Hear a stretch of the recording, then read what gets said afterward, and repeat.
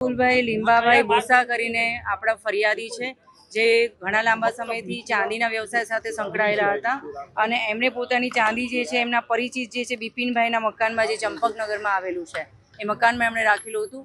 ગઈકાલે નાઇટની અંદર આ 120 કિલોની આસપાસની ચોરી થઈ છે, જે 50-51 ટચનું ચાંદી છે. તો આશરે કિંમત આપણે એવું કહી શકીએ કે 1 કરોડથી વધારે કિંમતની ચાંદીની ચોરી થયેલી છે અને હાલમાં પ્રાઇમરી ઇન્કવાયરી અને એમની ફરિયાદ લેવાની કામગીરી ચાલુમાં છે.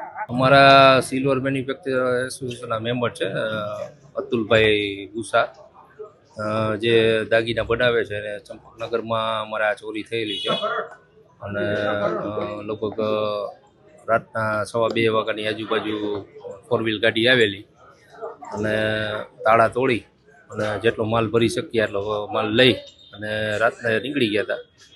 અને અમને જાણ થયા પછી એનું કહેવું એવું છે કે 6 વાગે અમને ખબર પડી અને પછી પોલીસ ફરિયાદ કરી. પછી એ બધા મહાનુભાવોને બધા એસોસિએશનના મેમ્બરો ભેરા થયા અને પોલીસની કાર્યવાહી આગળ વધી. અમને એવું લાગે છે કે આ રેકી કરી હોય ને ચોરી થઈ એવું લાગે છે. હા, પેટ્રોલિંગ તો ઘણું સારું થાય છે, કારણ કે અવારનવાર પોલીસ સાથે વાતચીતો થતી હોય એટલે એ કંઈ તકલીફ છે નહીં.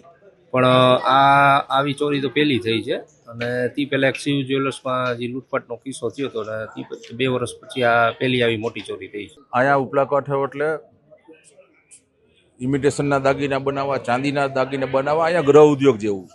મને સવારના આજે લગભગ 11-11:30 વાગે અમારા ચાંદીના વેપારી જયેશભાઈ ભૂસાનો ફોન આવ્યો કે આપણા વિસ્તારમાં આ ઘટના બની ગઈ છે આવી રીતે.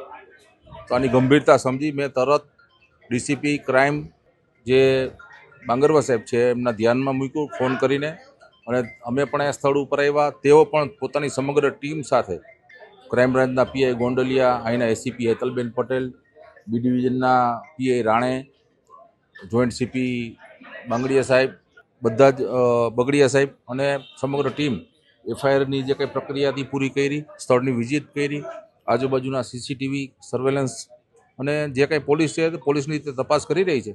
મને ભરોસો છે આપણી પોલીસ પર કે જેમ બને એમ આ જે કંઈ ગુનો છે એ પોલીસ ડિટેક્ટ કરે એવી મને આશા છે અને લગભગ થઈ જશે.